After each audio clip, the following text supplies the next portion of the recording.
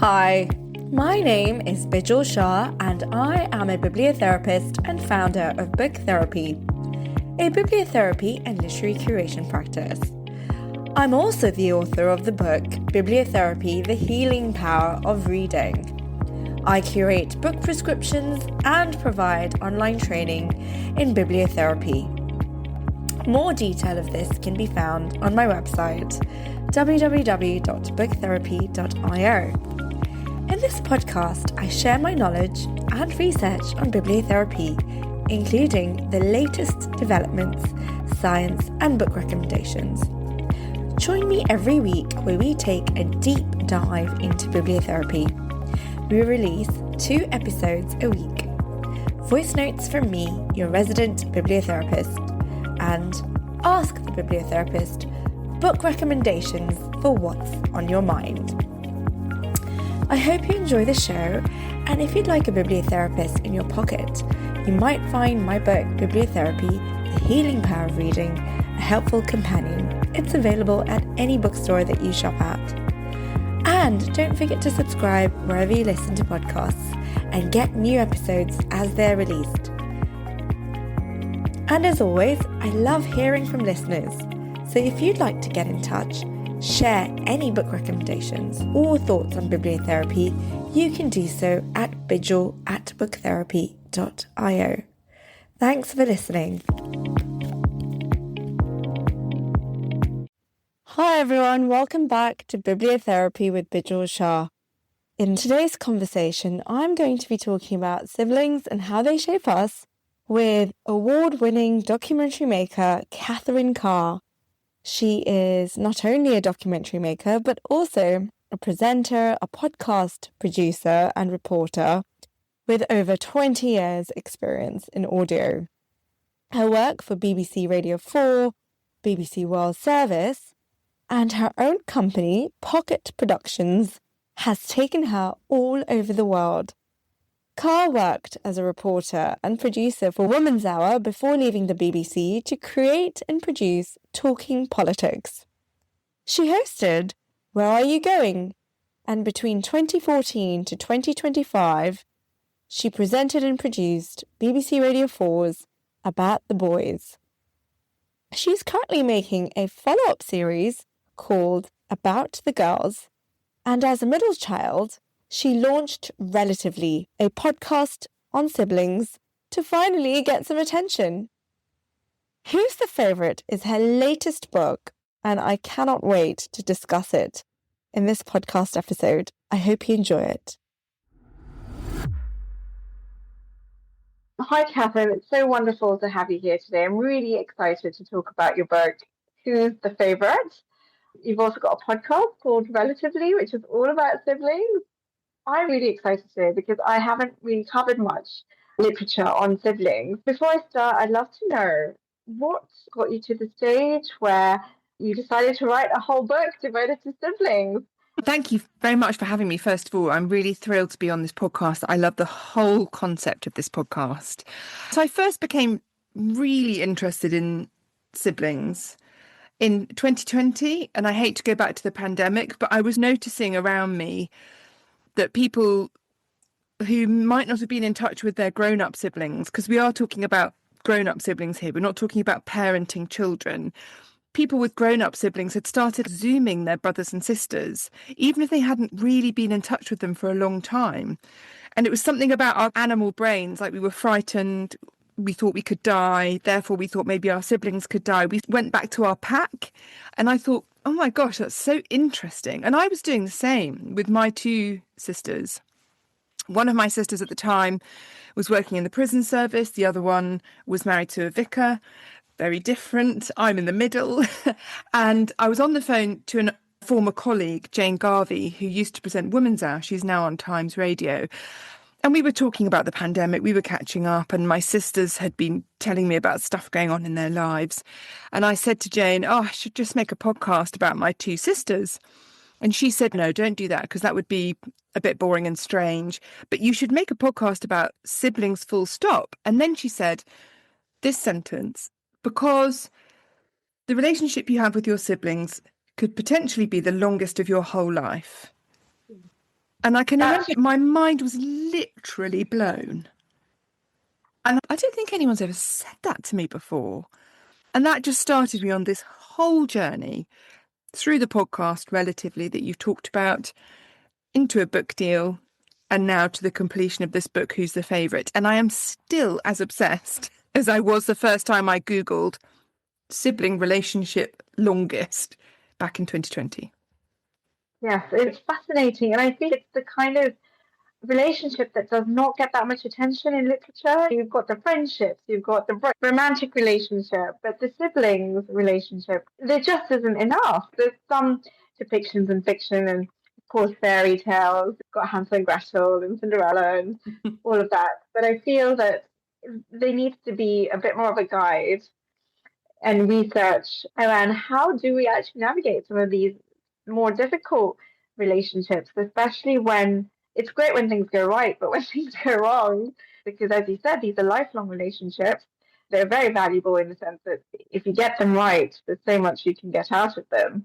You mentioned that you are a middle child in the book, and I wonder if that also influenced you in writing this book, because I think being the middle child is there's a lot to navigate, right? It is, although our family background, which I touch on in the book, is a bit unusual. So I have an older sister who's very close in age and a younger sister who's quite a lot younger. And when I was 11, the little one was 6 and the older one was around 13. My parents divorced and split up the children. So I always have been the middle and always will be the middle. But I became not the middle once we were split up. I went with my older sister and the baby became a kind of de facto only. So, yes, I think sometimes my middle child identity is something to do with my interest. Certainly, it always feels a little bit like middle children don't have a USP, except being a bit annoyed. But also, that's really nursery slope stuff. You were talking about foundational stories, biblical stories, and fairy tales, where there are siblings, and there's a very big moral lesson in those stories about you mustn't be jealous, don't kill each other like in the Bible, or don't fall out. Or the flip side of that, you can conquer anything if you just stay close and stay friends. So I think we have a really moral lesson in those foundational texts. And then we have a popular culture sense of oldest, middle, and baby, and we know what those are.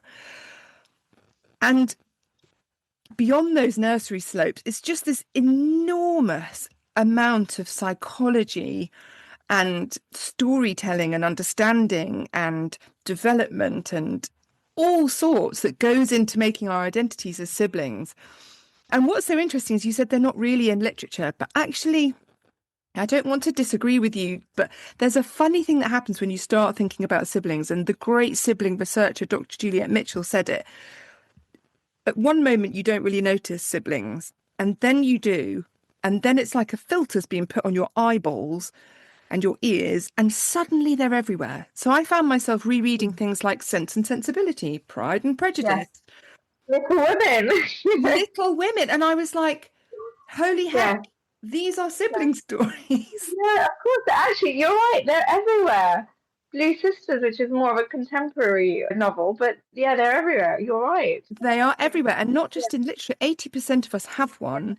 So we Yeah. feel like we understand something of that dynamic of living in a family system. So even when a Yeah. story isn't about siblings, let's Yeah. say I'm a big fan of Celeste Ng's book, Little Fires Yeah. Everywhere, Yeah. Everything I Never Told You. Those aren't Yeah. ostensibly about siblings. They're about the migrant experience or about Americana, whatever it is. But actually, they're about how family narratives and pressure on one child, the golden child, to the exclusion of other children who become invisible or something else. That dynamic is what it's all about. And it's siblings at the very heart of it. And family is such an institution, and you have all these roles to play, but it puts a certain kind of performative pressure when you're part of that. I'm a parent of 2 kids, and I find it very difficult sometimes to not give my attention to one child at the expense of another. And it happens at different times. But as parents, I think this is one of the hardest things to navigate. So I don't know your parents making that choice. I think I read in your book that the older two sisters, which is you and your older sister, were taken to London, and your other sister stayed in the Netherlands. which again, that's a difficult choice. I can't help but feel that the youngest one probably felt like an only child, and there's a sense of not estrangement, but this separation that's also very difficult to navigate. And there's so much messiness, I feel, when you have sibling relationships, because as we know, life's not perfect, and every family has a different story where the siblings play such a big role. What you touch on there is so interesting because the factors that come into play and the pressures and the influences are so multivarious. So, yeah, we were split up, which means we became a bit like a nature nurture experiment. You get the mum, you get the dad, you get Holland, you get England.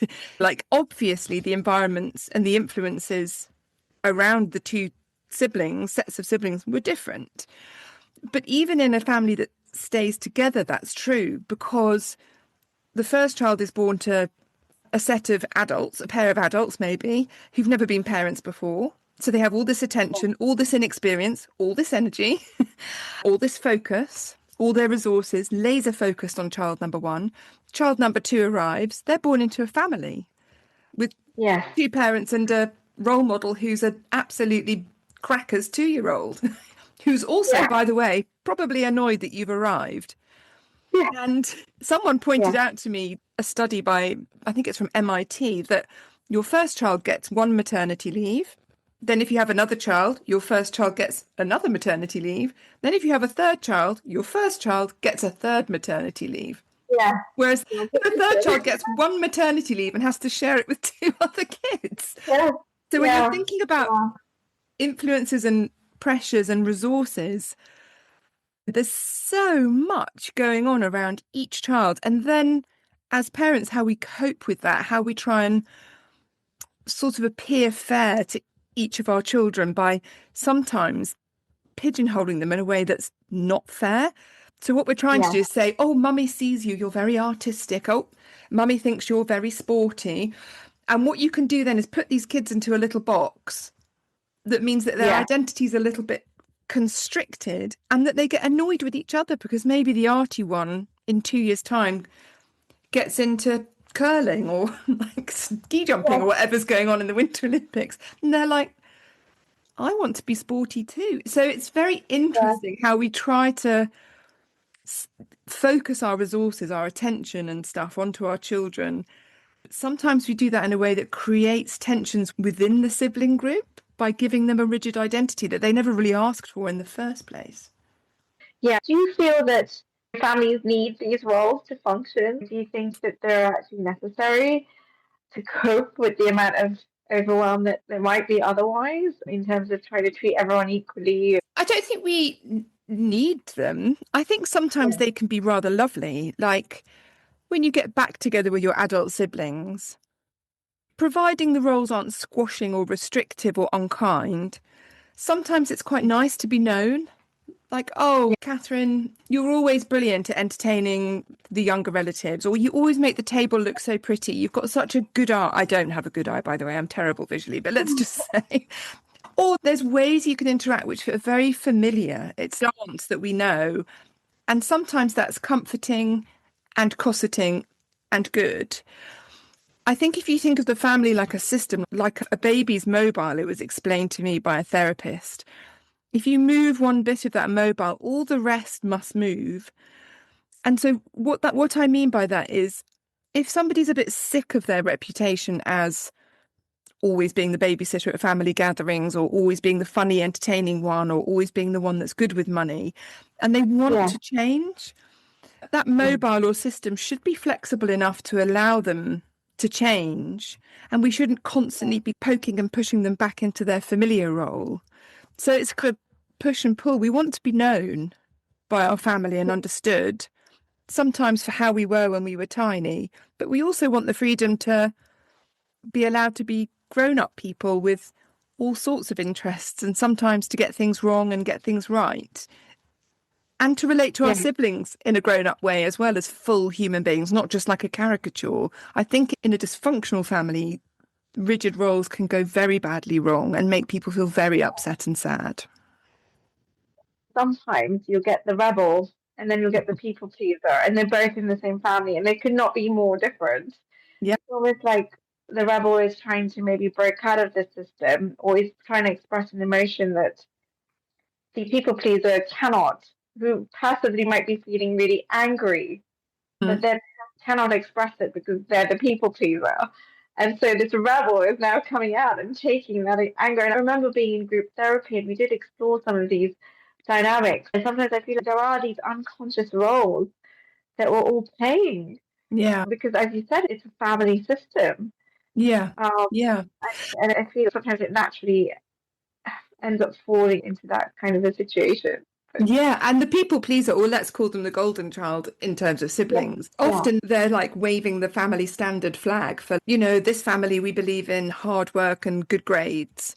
And they might feel a pressure to be the person that fulfills that narrative. They might also feel the love and attention they get is transactional, it's dependent on fulfilling that narrative.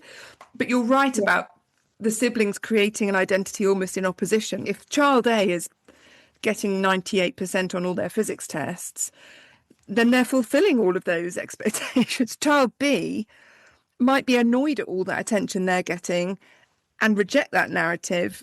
And as you say, rebel against it. Actually, child A, the golden child, might think, gosh, that looks really nice and freeing. And I don't want to have to be this pet that's pleasing my parents all the time. It's quite a golden cage to be in, really. Yeah. Totally right. And someone explained it. The roles are like hats on a peg in the hallway. Each child in turn takes the hat and puts it on. I'm the funny one. Then the next one comes along and they're like, oh, the funny hat's gone. I'll be the studious one. So it's almost like the kids are unconsciously differentiating themselves against each other because they can see that role's taken. I better do something a bit different in order to get the attention that I need. So there's something very clever going on, but we mustn't buy into it as parents too much, because that's when it becomes restrictive, I think.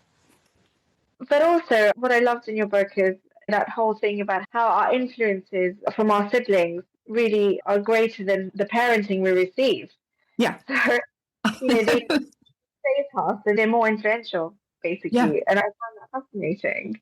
Because when you look at Freud and you look at psychotherapy, it's all about the parenting, and actually it's not about the parenting, it's about the siblings and their influences and how they are and where you are in the birth order. And I think your first chapter is all about the birth order. Yeah. It is. And to take it away slightly from parenting, I think what's fascinating about that is if these relationships are so influential and so foundational and potentially so long lasting, I think the thing that needs to happen is that after you've left home and you stopped existing very tightly in that system as a family at home, is how to then continue to develop that relationship that will move from being vertical, where the older children are influencing the younger children or leading the way or showing them how to do things. And then you move to becoming horizontal, right? You become friends. When you're 45 and 43, the idea that one of you is the older and knows more is frankly ridiculous. So what you should be doing is trying to change that relationship to be friends. And you can influence each other both ways. Like you can ask your little sibling for help. That can happen. And that's a tremendous moment when the influence stops being top to bottom and starts being equal. But do you find that happens, or do you find that sometimes people are just stuck in that older sibling parenting type behavior, which many people find quite frustrating? I think people get stuck in it. It's really frustrating. It's the source of a lot of TikTok reels, a lot of comedy, a lot of older daughter think pieces, blah, blah, blah. Yes, but all of us in the natural course of our lives as siblings will have to come back together again to help care for and eventually then grieve for our parents, and then to deal with their houses and inheritance or questions of whatever's happening to whatever's left. There might be nothing left, but whatever. If we haven't broken out of those like stereotypical older, responsible, younger, irresponsible roles, that is the moment at which you can become completely unstuck. That moment when your parents are poorly, potentially, or just aging and die, is such a flashpoint for rows and estrangements and upsets. But if you've done the work of becoming proper friends with that lovely equal relationship, I think, having read what I've read and thought about what I thought about, that seems to be the way to future-proof as well as you can your relationship beyond your 50 years and into your 90 years, let's say, at which point all the studies show if you're friends with your siblings in old age, it's literally a source of well-being and health. It's so beneficial. So why wouldn't you put in the effort? That's my point. It's these funny birth orders and all of these things, they're so interesting to talk about. They provide such drama. We see them in film, TV, and almost every story you can think of. The real story is how to start seeing your siblings as full people that you can lean on for the rest of your life. I think one of the difficulties for people is that your siblings might remember you as a certain person growing up. And then in adulthood, you may have changed. Maybe you've moved abroad or you've gone to university, and you might have really changed your personality or grown in ways that might have made you a better person than you are maybe growing up. But the problem is that the younger sibling or whoever it is, they might continue to see you as this one person. And it's how do you shift their perspective on how they see you now and welcome this new person? And I think that's with any relationship. That could be with a friendship or... It is with a friendship, but I spoke to this expert in memory and story, which I think if you're talking about books is just an incredibly interesting place to spend some time when you're thinking about siblings. And he explained that when you get together with a romantic relationship with a partner or with a friend, which starts horizontal, right? It's one of the things you must do, and it's done subconsciously, is agree on your shared story. So, meet couples who are like, oh, and then we got pizza. Yeah, we did. And you didn't like the salami. No, I didn't. And then we had a kiss and it was raining. Yes, it was. And they've done the work of this is our narrative. This is our story that we share. And friends do it and lovers do it. Siblings do it slightly differently because you don't start as equals. You have a slightly more quote unquote reliable narrator who's 2.5 compared to a baby. So they get to be the author of everybody's story sometimes. And who remembers what as siblings is so massively contested. And it depends on how you feel the story that you're trying to tell reflects on your identity, whether you were at particular developmental stages when the story happened, and whether there was heightened emotion around it. It's not recording a video and putting it on a shelf. A memory is like a mercurial, slippery thing. And with siblings, you're all recording different parts of it, like having different cameras from different parts of the room. So what you have to do when you're older as siblings is you have to accept that everybody's perspective is valid. That shared story. Nobody knows what really happened. It's impossible. And that the reality, quote unquote, or the story that you settle on might be a collage or a compromise, not really the truth, capital letters. But if it works for all of you enough to move on, then you can see each other as equal narrators in that story and you can all give each other equal value and weight. Do you see what I mean? I've done it with my sisters and it is so weird. You think you were the main character and then you ask them the story from their point of view and they tell you, you're like, what? So an example I use in the book, which I think is a great one, is let's say you're completely scared of the ocean, terrified, and you try and explain why. It's because you went to the beach when you were younger and you knew you were about to be swept off your feet by these huge waves. But actually, the waves are quite small, but you're also quite small. But your brother, who's 3 years older, was having a lovely time. They're quite little waves to him because he's half a foot taller.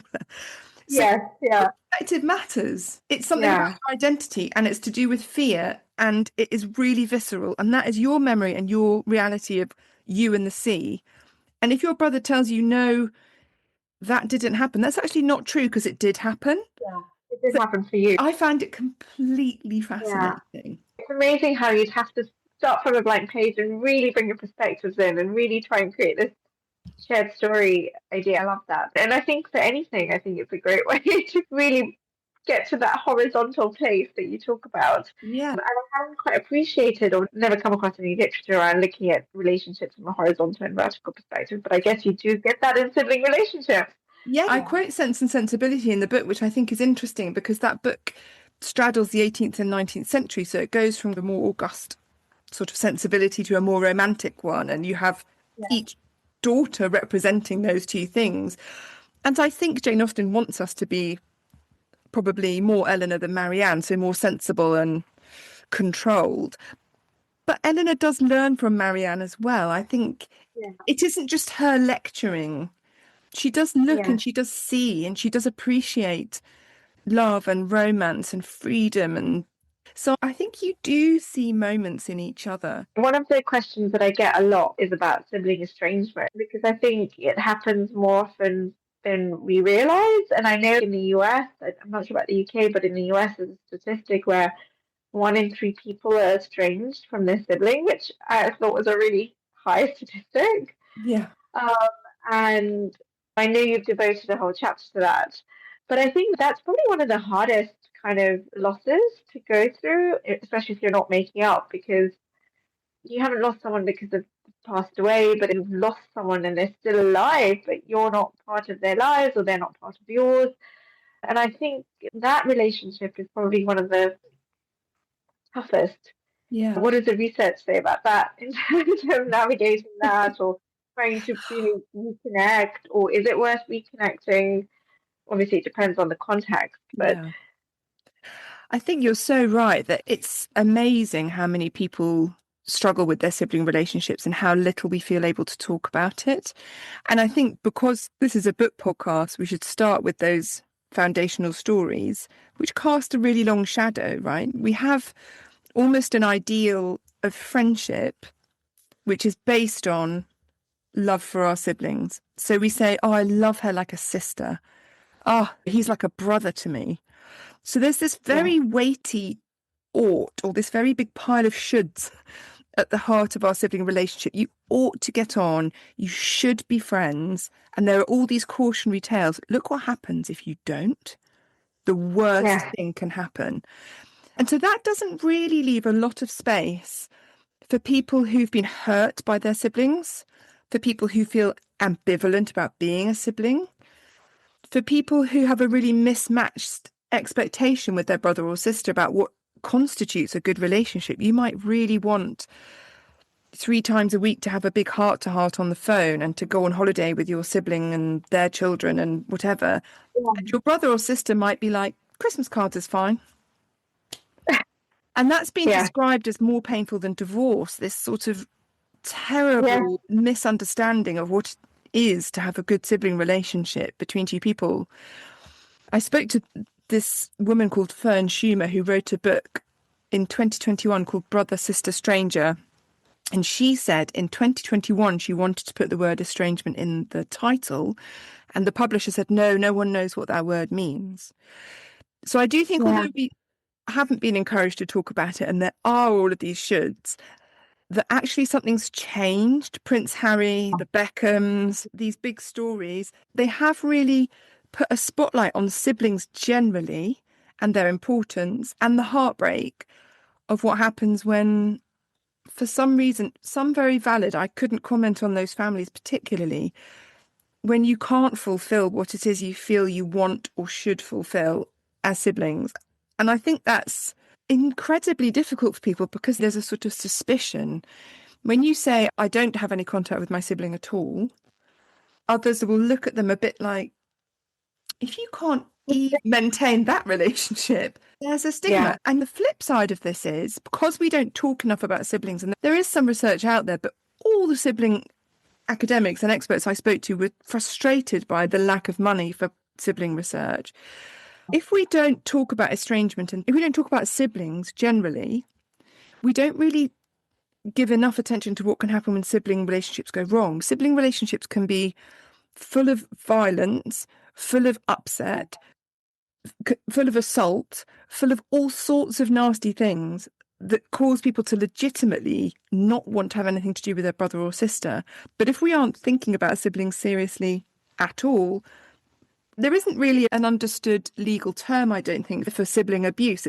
It falls under other categories of abuse. And yet, it can be a really difficult and violent relationship. And even as children, we sometimes set the tone for that being okay. Oh, they're brothers, or it's fine. It's like they're literally punching each other. Who else? Who else do you punch in life? I think we need to reframe a lot of how we think about it. I would say to your listeners, if they're interested, Dr. Lucy Blake has written a really beautiful book on messy and real family relationships. She's an expert in estrangement called Home Truths.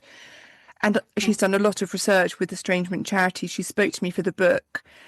And she's very nuanced. There's a lot of social media content at the moment about cutting people off. They're toxic. Cut them off, cut them out, protect yourself. And she offers a much more fully researched, nuanced and compassionate look at estrangement. I would really recommend people look at that book. It's excellent. It's called Home Truth, right? Yeah.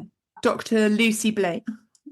I'll get that in the show notes as well. In a similar vein, I think the other chapter that you had was on glass siblings. And I had to admit, I'd never even heard of that term before. So I had to go and look it up. And obviously, it's a sibling with a special need. Where if you're the other sibling, the one who doesn't have a special need, it can be quite a big ask on you. And I think, again, that relationship is also a really tricky one when you have a sibling who has a special need and you're trying to navigate their needs versus your own needs and the attention that you get from your family, because often, like you said, you are often looked through, which is where the term glass sibling comes from, I think. And you're okay, you don't need anything else from us, you'll be fine. And I think that is really hard, especially if you're growing up in that kind of environment. How do you repair that as an adult?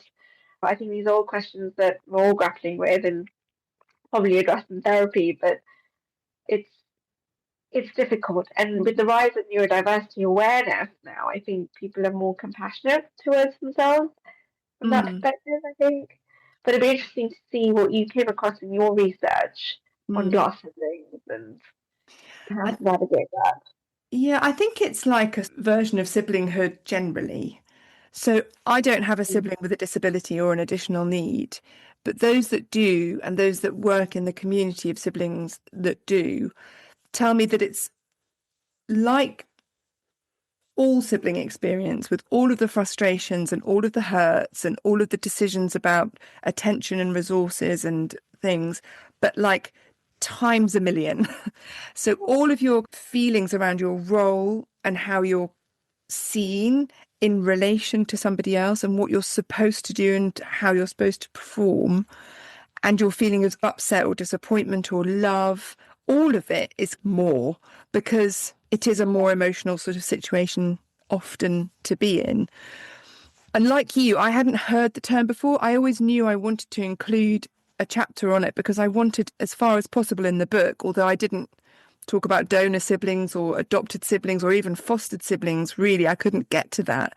But I did want to reflect as far as possible the broader spectrum of sibling experience. And I think often children who have a sibling with an additional need are quite invisible. They're looked through by the parents sometimes because if they're coping, they don't need as much attention as the child who may not be, but also by schools and society. I think in the UK, schools aren't required to ask about the setup at home, so might not even know that a child who's routinely late or has trouble with their homework because they are having to bend and fit themselves around a sibling with more needs. They have to say compromise a lot more. And that really struck me. How could these children's realities not even be known by those people that are taking care of them or educating them? But it's not all miserable. The research shows that if children who have a sibling with an additional need or a disability are given freedom to express all of the feelings about that, the good, the bad and the ugly, and they're given adequate support by the family, but also by services. Let's be real. It's about being supported by services. They go on to have a good relationship with their sibling, which is beneficial to them and gives them all kinds of things that other siblings in other families don't get. They don't get the added benefits of the compassion, the understanding, the patience and all of these things. And I spoke to families for whom that was definitely true. They weren't making a fairy tale or rose tinting it, but they were very real about the advantages that they felt growing up in a family like that, as well as the challenges. But again, because we don't talk about siblings generally enough, We don't get to that. And so I would love everyone to know what a glass sibling is. And as I say in the book, I would love everyone to take the advice of Emily Holt, who runs an organisation in the States. The advice is, if you see a child who has a sibling with an additional need or disability, is not to say something like, oh, aren't you good? But to say, gosh, that looks like a lot of work. How is it for you? Tell me your experience. Let's have this chat. Rather than pushing them for being good, because you can see where that ends up, right? Yeah, and I think in my own research, what children with special needs found really helpful, and they did some studies actually in Iran at the universities there on having shared bibliotherapy groups, so shared story groups with other children of siblings with special needs, and just that shared connection and being able to talk to other people in the same situation as you was just so relieving of these children who had so much to express about how they felt, and then seeing their stories represented in books, etc., was wonderful. And I think more support as well from children's book groups where children can talk about their experience, and then the book's giving them the language and the narrative to do so is wonderful. Yeah. As a society, we do need these sorts of spaces where children can come together and just talk. Yeah. I think your sibling relationship probably also influences the sort of friendships you develop in later life, the sort of romantic relationships that you develop later in life. Yeah. And beyond just the parenting, as you mentioned, but I do feel that there's a lot that we could do in this space to help them and support them. And I do actually on my website have some book recommendations for children with special needs and their siblings. Yeah, you should link up with your lovely books with SIBS UK, is the charity that supports siblings. And they offer conferences and stuff more for adult siblings, but they run a help section on their website for younger siblings as well. And maybe what you have would be really valuable to them to offer, because they run groups around the country too. And I, like you, believe totally in the power of representation in story. And this sounds like a great thing. Yes, I'm sure there are lots of parents looking for something like that. But I'm conscious of coming to a close. And Catherine, I have to ask you, since this is a bibliotherapy podcast, is there a piece of literature that has had a significant impact on your life, perhaps been even life-changing? And I know with your work on siblings, it could be a book filled with characters who are siblings, or it could be something completely different. But it would be interesting, especially knowing your background and your childhood, and I think you were navigating quite a bit growing up. So I'll be quite curious to see what's had a significant impact on you. I think in the spirit of the year of reading and sharing a book which really got you into reading or back into reading, and because of the siblings, I would say Little House on the Prairie, the whole set, not just the one book. I'm an OG fan. I read them all multiple times until they fell apart in your hands. I loved Laura because she was me, a middle girl who was pretty imperfect and stubborn, often angry, nothing like perfect Mary and nothing like cutie baby Carrie. She was it as far as I was concerned. I loved so much about it as a girl. And then now, as a woman, understanding more about the world in which those books were written, I see all sorts of other things in it. I see danger, I see racism, I see colonialism, I see the making of America, I see the beginnings of the industrial nation. It is so rich, and it is written like a contemporary account by this pioneer girl who's spent her days playing with a pig's bladder and riding on the back of a wagon. I couldn't love those books, even with all the problematic parts of them, any more than I do. I couldn't. It's a great choice. It's one of my favourite books, and I'm trying to get my daughter to read it this year.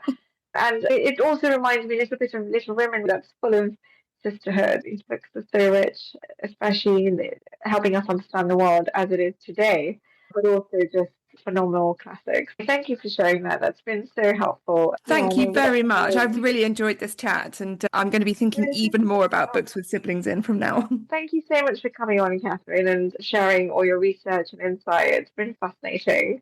Thank you very much for having me. Thank you for listening. I hope you enjoyed the show.